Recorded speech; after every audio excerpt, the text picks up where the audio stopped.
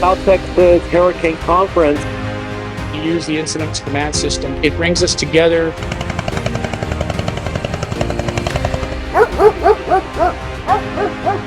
This is our Chief of the Texas Division of Emergency Management. Please welcome Chief Nim Kidd. And welcome to the City of McAllen. It's been a great start for this conference. These are my family. Always have been, always will be. It's good to see people in person again after a 2-year break. 9th Annual South Texas All Hazard Conference.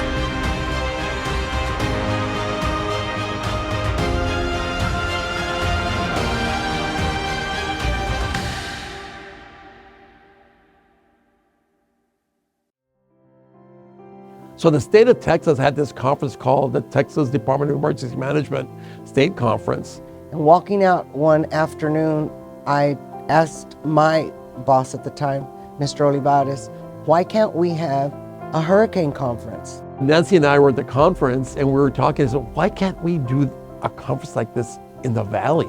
He said, we'll make it happen. So the idea started. So we started brainstorming the idea. We reached out to the Department of State Health Services and asked if there was any way they could support us. They obliged and provided $25,000. Why don't we do it in McAllen and set up on a one-day conference, get the training done, and do it for free and not charge? We reached out to the City of McAllen and asked if they would be willing to be partners of this type of conference, and they agreed, supporting us with $10,000. So year one, 2013, we had $35,000 to do our first event. And that's how the whole concept started. So that's how it first started for the very first conference. Extremely honored to be here for our South Texas Hurricane Conference. The first conference was held on May 8, 2013 and had 528 attendees. Today, that number has more than quadrupled. Initially, the focus was on hurricanes, but over time, it was evident that that vision needed to expand. By year three, we realizing that there's so many more emergent events that we respond to. We started seeing H1N1. National emergency of swine flu. Biggest number of mumps cases in a decade. Started seeing a mumps outbreak, issues with school shootings. So at that point, we said, you know what, why don't we move this from hurricane only to dealing with all hazards? Thus changing the name to South Texas All Hazards Conference. While some agencies have the funds to send their staff up north for training, for our smaller cities, that is not always an option. The All Hazards Conference provides expert-level training right here at home. That we're the country's largest public health, emergency response, and first responder training conference in the country that's free. We do not charge 1 penny to any participant, 100% free of cost. Most departments do not budget for such a massive amount of individuals to get trained. Like Ed Couchelsa or Peñitas or Sullivan City or Olmito, some of these small towns, to send their staff to these trainings that cost $200 or $300, $400 a person, plus lodging. It provides a strategy for law enforcement, for safety officers, for firefighters, for first responders, for clinicians. Your Parks and Recreation, from the Public Works Department, law enforcement, firefighters, to attend a training with professional level trainers from all over the state. I believe that this is a huge impact on our community. It gives us the fundamental foundation that we need to make sure that our folks in this region are well trained and have the capacity to learn and build off of past efforts. And the return on investment is just overwhelming.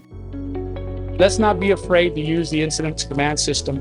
What makes the All Hazards Conference groundbreaking is the use of ICS, or the Incident Command System, to structure the conference. In an emergency event, ICS is used to command, control, and coordinate.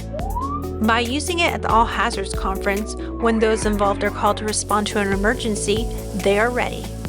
And in the last 10 years, there has been a lot to respond to. We've responded to assist with the immigrant situation and assessing them medically, supporting them and guiding them in dealing with immigration. We went to Hurricane Harvey and assisted in Ingleside, responded to the Wyland fires in San Manuel area. The most obvious was the pandemic. For 3 years of emergency operation, daily briefings and multi-day briefings throughout the week.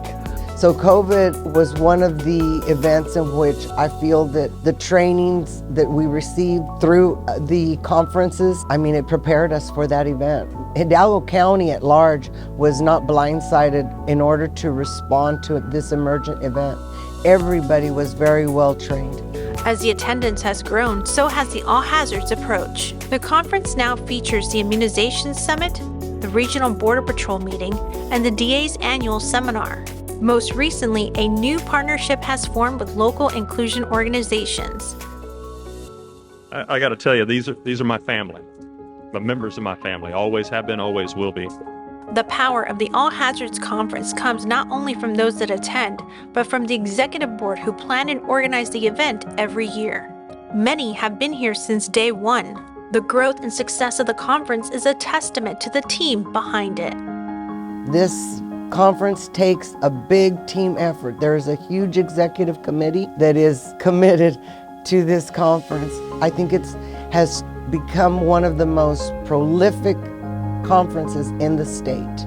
We're very proud of our Hidalgo County team and our partnership with McAllen and all our partners. It's a tremendous effort. It takes a whole year to plan this. Our committee starts the week after the conference ends for next year. So for us, it's just amazing. In the last decade, thousands have walked the floors of the exhibit hall. Hundreds have given presentations on preparedness, and dozens have been recognized for their leadership. And every one of them has been motivated by a sense of service to the community. This conference has become a legacy to our community. I believe that it will remain and keep growing as the years move forward. It just shows that, dreams do come true. And this is truly a legacy that we can leave for our community. It's always going to be needed. We've seen all different types of calamities, and what peace of mind we can give to our community knowing that the people that they are counting on are prepared. People say that, did you ever think that it was going to grow to be this big? Yes. Yes.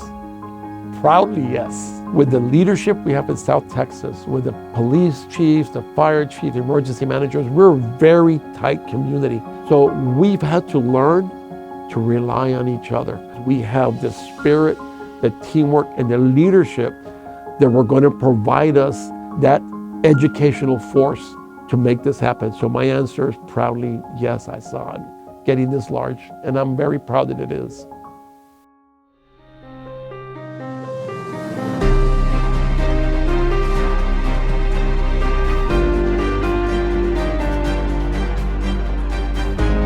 The work of the South Texas All Hazards Conference will endure for years to come.